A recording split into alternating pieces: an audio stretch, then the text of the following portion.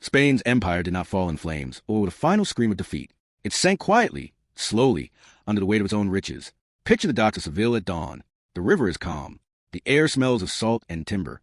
Massive galleons slide toward shore, their hulls heavy. Their decks low in the water. Bells ring across the city. Crowds gather. Officials wait with ledgers in hand. These ships do not carry soldiers or settlers. They carry treasure, chests of silver, bars of gold, wealth pulled from distant lands and funneled into the heart of Europe. To the people watching, this is victory made visible. This is what power looks like. History teaches that gold builds empires, that money is strength in its purest form. Spain seemed to prove it, but the truth beneath the celebration was far darker. The same wealth that lifted Spain above its rivals would quietly rot it from the inside. In the early years, no one questioned the miracle. No kingdom in Europe had ever seen wealth arrive so fast or in such volume. The flow felt endless, almost supernatural. Each shipment reinforced the belief that Spain had discovered a new rule of history, one where resources replaced restraint and treasure replaced structure. The empire did not need patience. It did not need reform. The money would solve everything. Think about that. An empire so rich that it stopped asking how wealth should be managed. In the glow of abundance, discipline felt unnecessary. Long-term planning felt slow. Hard reforms felt optional. When gold fills the vaults, urgency disappears. And when urgency disappears, decay has room to grow. As Spain expanded across oceans, its leaders faced choices that every rising power must confront. Should they invest in domestic industry or rely on imported goods paid for with silver? Should they reform tax systems or let treasure cover shortfalls? Should they build productive capacity or simply purchase what they needed from abroad? Again and again, the easier path won. Why build factories when ships arrived full? Why train artisans when foreign workshops delivered finished goods? Why fix inefficiencies when gold erased their consequences? These decisions did not feel reckless at the time. They felt rational. They felt modern. Wealth made shortcuts seem harmless. In reality, each shortcut weakened the foundations beneath the empire. Spain was not just ruling land during this period. It was shaping the balance of global power. Its currency moved markets. Its spending fueled wars across continents. Its decisions echoed through trade routes and financial networks. Rivals watched closely, not with envy alone, but with calculation. They studied where the gold went. They noticed how quickly it left Spain's hands. They understood something Spain did not yet see. Wealth that flows through an economy is not the same as wealth that builds one. Spain became a channel, not a core, a conduit for value, not a generator of it. Inside Spain, the early warning signs were subtle. Prices began to rise. Goods cost more each year. Wages struggled to keep up. Money felt abundant. Yet everyday life grew more expensive. This was not seen as a crisis. It was framed as the cost of greatness. Inflation was treated as a nuisance, not a signal. Meanwhile, debts accumulated quietly. The crown borrowed against future treasure to fund present ambitions. Wars were expensive. Prestige demanded spending. The assumption was simple and comforting. Tomorrow's ships would pay today's bills. As long as the flow continued, the system held. Few asked what would happen if it slowed. This is not a story about poor leadership or sudden incompetence. It is a story about incentives, about how systems behave when flooded with easy money. When resources arrive without effort, effort loses value. When income feels guaranteed, risk feels distant. Spain did not fail because it lacked intelligence or courage. It failed because its wealth changed the rules it believed it was playing by. The empire learned to consume before it learned to produce. It learned to spend before it learned to invest. And once those habits took root, reversing them became politically and economically painful. Imagine a state that can buy armies instead of maintaining them. A state that can import food instead of modernizing agriculture. A state that can pay creditors instead of restructuring finances. For a time, this looks like strength. It projects confidence. It overwhelms rivals who must make harder choices. But beneath that confidence is fragility. When money replaces systems, the systems stop evolving. Spain's empire became vast, but its internal machinery remained outdated. While gold arrived by the ton, domestic productivity stagnated. The empire grew outward faster than it grew inward. That imbalance would prove fatal. The celebrations at the docks hit a deeper truth. Each chest of silver was both a reward and a warning. Wealth was entering the economy faster than it could be absorbed productively. Instead of circulating to build industries, it flowed outward again, chasing goods, paying debts, funding wars far from home. The gold rarely rested. It passed through Spain like water through a channel, leaving little behind except higher prices and greater dependence. Other economies strengthened by supplying Spain's demand. Spain itself grew hollow. This dynamic was invisible in the short term. In the long term, it was decisive. There's a comforting myth in history that empires fall because they're defeated by enemies. Spain's story challenges that idea. No invading army forced these early choices. No rival dictated this dependence. The pressures came from success itself, from the temptation to believe that wealth is self-sustaining, from the belief that money can substitute for reform. Think about that.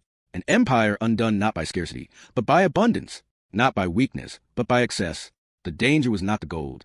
The danger was what the gold made unnecessary. As years passed, Spain's leadership grew accustomed to solving problems with spending. Political compromise was bought, not negotiated.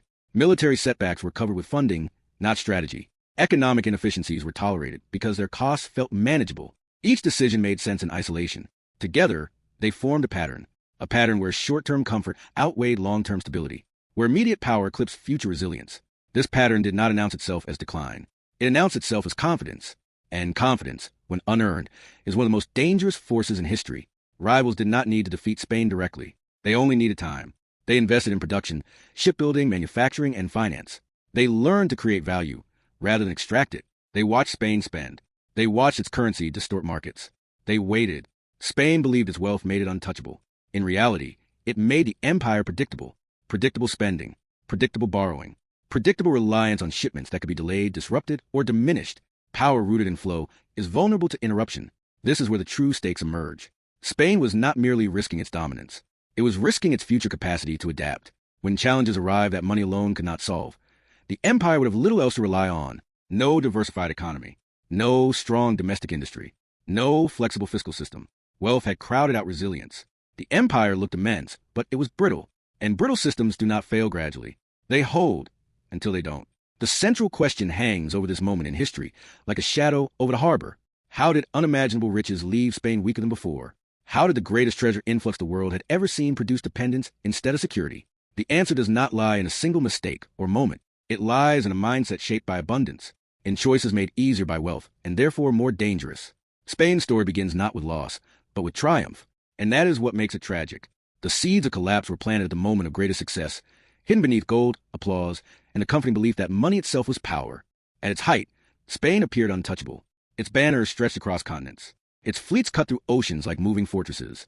From the outside, this was what dominance looked like. Silver from overseas mines flowed into royal vaults, stacked in quantities no European state had ever controlled. This wealth funded wars, palaces, ceremonies, and spectacle. It paid soldiers. It bought alliances. It projected authority far beyond Spain's borders. On paper, this was absolute power. The crown could raise armies without hesitation and silence opposition with subsidies. Cities glittered with imported luxury. The court moved through halls filled with foreign fabrics, fine metals, and goods produced far from Spanish soil. Everything arrived ready-made. Everything was paid for, and for a time, the system worked. The illusion was powerful because it was reinforced daily. Ships kept coming. Money kept arriving. Problems seemed manageable because they were expensive rather than existential. When conflict erupted, Spain spent more. When allies wavered, Spain paid them. When rivals challenged influence, Spain outbid them. Gold smoothed friction everywhere it touched. The empire did not need to be efficient. It did not need to be lean. It could afford waste. Waste, when funded by abundance, looks like generosity. Inefficiency, when hidden by wealth, looks like confidence. Spain's leadership came to believe that its resources insulated it from the normal rules of statecraft. Other nations played along. Spain's silver became the lubricant of European trade. Foreign merchants accepted it eagerly. Banks extended credit backed by expected shipments. Spain began to function as a world spender, injecting money into systems it did not control. This created the image of Spain as a center of gravity, the empire around which commerce revolved. In reality, Spain was financing the growth of others. Workshops outside its borders expanded to meet Spanish demand. Shipyards abroad built vessels paid for with Spanish silver. Armies hired by Spain spent their wages elsewhere. Value was being created, but not at home. Underneath the spectacle, something fundamental was missing. Spain was not building an economy. It was renting one. Domestic industry struggled to compete with cheaper or higher quality foreign goods. Why invest in local production when imports were readily available and easily paid for? Artisans found fewer opportunities. Skilled labor drifted toward regions where manufacturing was supported and protected. Agriculture stagnated as imported food filled markets. The empire's internal engine was not being upgraded. It was being bypassed. Spain relied on extraction overseas and consumption at home. The middle layer, production, thinned year by year. Imagine a kingdom funded by shipments instead of systems. Each year's budget assumed the next arrival. Planning became short-term by design. Long-term investment felt unnecessary when revenue appeared predictable. The crown structured its finances around expected treasure rather than stable taxation. This made governance easier in the moment and weaker over time. Taxes are unpopular. Reforms create resistance. Treasure avoids both. It arrives quietly and asks nothing in return. But that convenience carries a price. When revenue is detached from domestic productivity, accountability fades.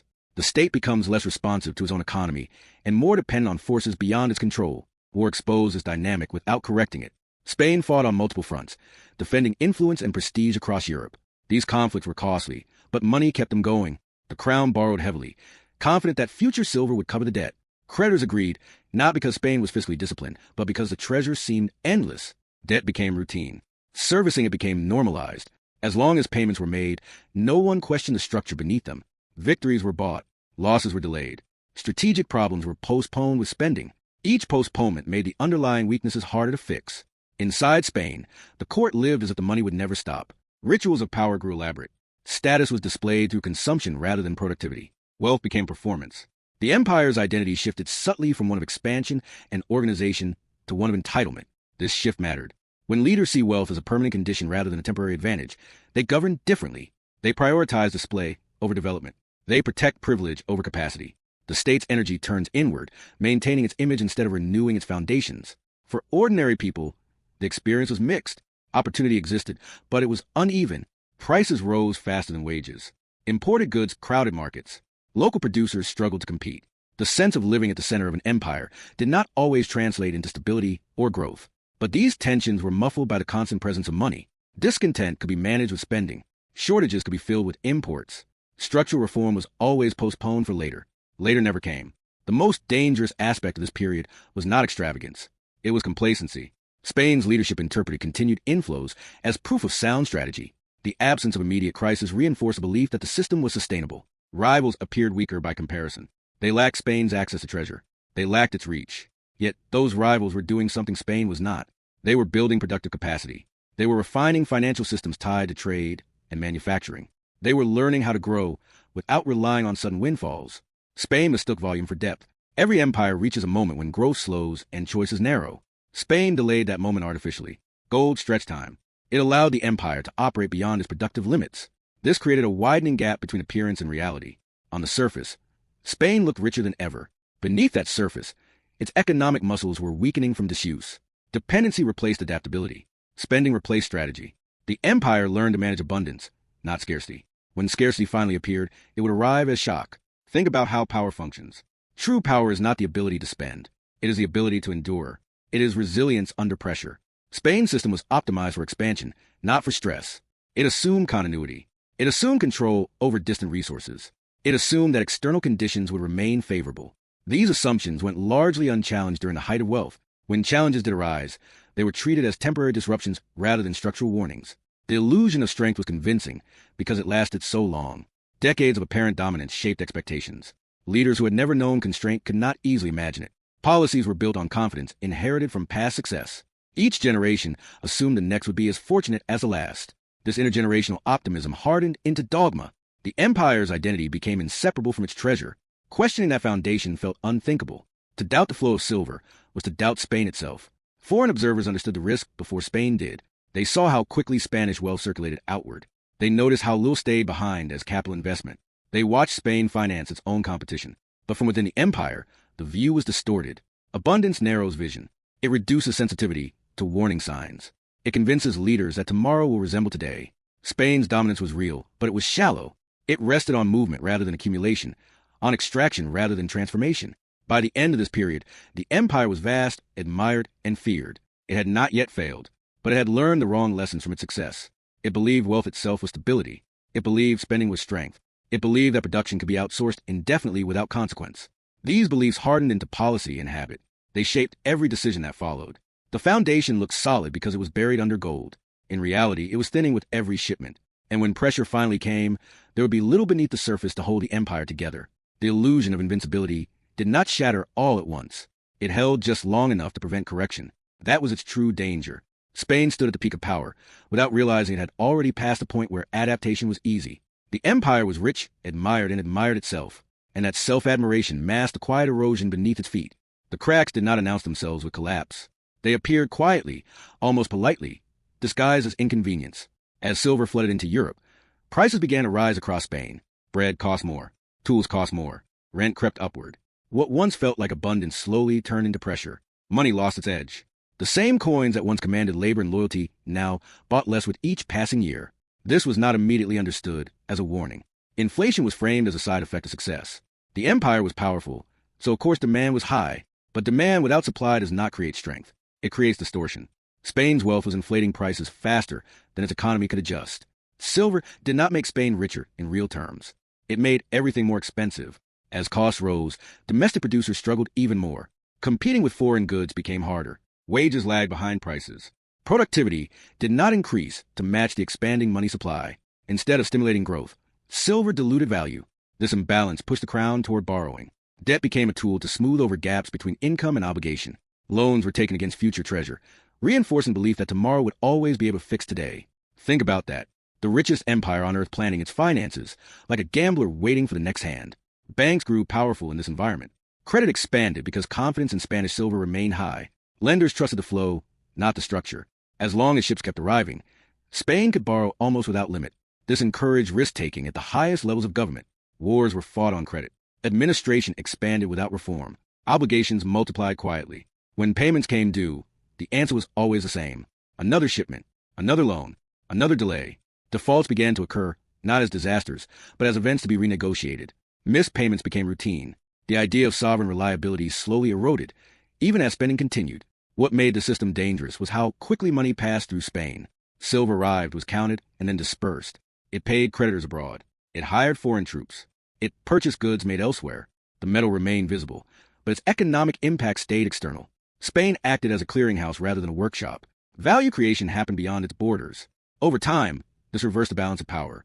Countries that produced for Spain grew stronger, more skilled, and more efficient. Spain itself grew dependent. Its economy became hollow, optimized for intake and outflow, not for transformation. Wars magnified the problem. Military campaigns required enormous resources, and Spain paid for them with borrowed money and imported supplies. The fighting itself did not build domestic capability. It consumed it. Armies marched, battles were fought, and silver disappeared into machinery of conflict. Victories did not generate sustainable returns. They demanded more spending to maintain influence. Losses demanded even more. War became a drain rather than a catalyst. Yet abandoning it felt impossible. Prestige required presence. Influence required force. And force required money. The empire was trapped in a cycle it could only sustain with continued inflows. As shipments slowed at times due to piracy, conflict, or disruption overseas, the system revealed its fragility. Even brief interruptions caused strain. Payments were delayed. Confidence wavered. The crown scrambled to borrow more at higher cost. Each disruption exposed how little buffer existed. There were no deep reserves of productive capacity to fall back on, no surge of domestic output to compensate. Spain had leverage, but not resilience. It could pressure creditors temporarily, but it could not replace lost value internally. This was a turning point. Not a single event, but a realization spread over years. Wealth without production had become a trap. The more Spain relied on silver, the less capable it became of surviving without it. Policy options narrowed. Reform required cutting spending, restructuring debt, and investing in domestic capacity. All of these steps were politically painful and economically disruptive. Continuing as before felt easier, even as risks grew. Easy money discouraged hard choices. Gold replaced reform. Short-term survival eclipsed long-term stability. The empire's leadership found itself reacting rather than directing. Each decision was shaped by immediate constraints created by past spending. The future was mortgaged to preserve the present. Confidence eroded slowly. Credit became more expensive. Trust thinned. Rivals sensed opportunity. They no longer needed to match Spain's spending. They needed to outlast it. While Spain struggled to maintain commitments, others focused on building systems that generated value consistently. The contrast grew sharper with each passing decade. By now, the pattern was set. Silver no longer symbolized security. It symbolized dependence. Each arrival brought relief rather than confidence. Each delay sparked anxiety rather than patience. The empire had built a structure that could not function without constant inflow. When that inflow faltered, even briefly, the system seized. No factory stood ready to absorb shock. No flexible tax base stabilized revenue. Spain had wealth, but it lacked depth. It had reach, but no cushion. This was not misfortune. It was consequence, a direct outcome of decisions made when wealth felt permanent. The empire had been warned by rising prices, growing debt, and repeated defaults. But warnings are easiest to ignore when survival is still possible. Spain crossed the point where correction was painless without noticing. The choices that once bought time now consumed it. By the time the danger was clear, the costs of change were immense. The empire had optimized itself for abundance and discovered too late that abundance is fragile. The gold was still real. The silver still gleamed, but their power was fading. What mattered now was not how much treasure arrived, but how little stayed. Spain had become rich in appearance and poor in structure. That imbalance marked the beginning of the end. The collapse of Spain's empire did not arrive with a single moment that history could neatly frame. There was no final battle that ended it, no decisive treaty that erased its power overnight. Instead, decline spread slowly like rust across iron. Fleets grew smaller. Routes once dominated became contested. Influence faded not, because Spain lost its territories all at once, but because it lost its ability to shape outcomes. The empire still possessed land, still received treasure, still spoke with the voice of authority, but control had slipped away. Power had become expensive to maintain and increasingly difficult to convert into results. As time passed, Spain's rivals no longer needed to challenge it directly. They simply outperformed it. They produced more efficiently. They traded more flexibly. They financed growth through systems rather than shipments. Spain remained tied to an older model, one built on extraction and spending. Its economy could not pivot quickly because it had never been designed to adapt. Each attempt to stabilize finances ran into the same barrier. Reducing reliance on silver required reform. Reform threatened entrenched interests. Entrenched interests resisted change. The cycle repeated. Delay became policy. The empire's military presence shrank in practical terms, even when it remained large on paper. Maintaining forces grew harder as costs rose and revenues became unstable. Soldiers still marched, but fewer of them were supplied consistently. Campaigns that once projected dominance now drained resources without securing lasting advantage. Spain could still fight, but fighting no longer reshaped the balance of power. It merely slowed decline. Prestige demanded action, yet action produced diminishing returns. The empire was spending more to achieve less. Within Spain's cities, the signs of stagnation became harder to ignore. Commerce slowed. Opportunities narrowed. The energy that once accompanied expansion gave way to caution and restraint. Wealth still circulated, but it did not multiply. Younger generations inherited obligations rather than momentum. The state governed more territory than it could meaningfully integrate. Administration expanded, but effectiveness declined. Rules multiplied as solutions ran out. The empire became heavier, not stronger. Debt continued to haunt the crown. Obligations accumulated across decades, layered one atop another. Each restructuring solved immediate problems while deepening long-term vulnerability. Creditors demanded higher returns. Confidence fluctuated. Spain found itself negotiating from a position that no longer matched its reputation. It was still treated as important, but no longer feared as decisive. That distinction mattered. Influence without credibility is fragile. Once others realized Spain could not easily enforce outcomes, negotiations shifted. Leverage moved elsewhere. The flow of treasure from overseas slowed over time, not abruptly, but steadily. Resources became harder to extract. Transport grew riskier. Costs rose. Each shipment mattered more than the last. Instead of fueling growth, silver now filled gaps. It patched holes in budgets. It delayed defaults. It sustained appearances. The empire had crossed a threshold where wealth no longer expanded possibilities. It merely postponed consequences. That is the quiet moment when decline becomes irreversible. Spain still had gold, but it no longer had control over the systems that defined power. Trade routes evolved beyond its dominance. Financial centers emerged elsewhere. Production concentrated in regions that had invested patiently over generations. Spain's economy remained oriented toward consumption, not creation. This imbalance proved decisive. Power had shifted from possession of resources to mastery of systems. Spain held the former. Others perfected the latter. The empire's authority faded unevenly. Some regions slipped away through conflict. Others drifted through neglect. Some remained nominally loyal while becoming economically independent. Spain ruled territory, but it did not drive momentum. Decisions made in the capital no longer shaped global trends. They reacted to them. That shift from leadership to response marks the true end of empire, even if maps take longer to change. What makes Spain's story enduring is not how it ended, but why. The empire did not collapse because it lacked wealth. It collapsed because it never learned how to use wealth to build resilience. Gold accelerated Spain's rise, but also froze its evolution. Easy money rewarded habits that undermined long-term strength. It discouraged reform. It softened accountability. It delayed adaptation. By the time the cost became unavoidable, the capacity to change had eroded. Think about the lesson buried in this history. Wealth is not power by itself. It is a tool. Used wisely, it builds systems that endure. Used carelessly, it masks weakness until weakness becomes fatal. Spain treated abundance as a substitute for structure. It assumed tomorrow would always resemble today. That assumption shaped generations of decisions. And when reality finally shifted, the empire was unprepared. Spain did not disappear. It continued as a nation with culture, identity, and influence. But it was no longer a system-setting empire. It no longer dictated the rules of trade, finance, or power. The world moved on, guided by states that had learned a different lesson. That production matters more than possession. That discipline matters more than display. That wealth must be managed, not trusted. This pattern is not confined to the past. It repeats whenever sudden abundance distorts incentives, whenever easy money replaces hard choices, whenever systems are neglected because resources feel endless. Empires, corporations, and states have all followed this path. Spain's story endures because it reveals a universal truth. Decline often begins at the moment of greatest confidence. Gold did not drown Spain because it was scarce. It drowned Spain because it was abundant, unmanaged, and misunderstood. The empire believed wealth was permanence. History proved otherwise. And that is the quiet warning Spain leaves behind. Power that is not built can vanish. Wealth that is not structured can destroy. Abundance, when treated as destiny, becomes one of history's most reliable killers. If you value deep, cinematic history that exposes the hidden forces behind empires, subscribe for more stories like this. And if this perspective changed how you see power and wealth, share with someone who still believes gold alone builds empires.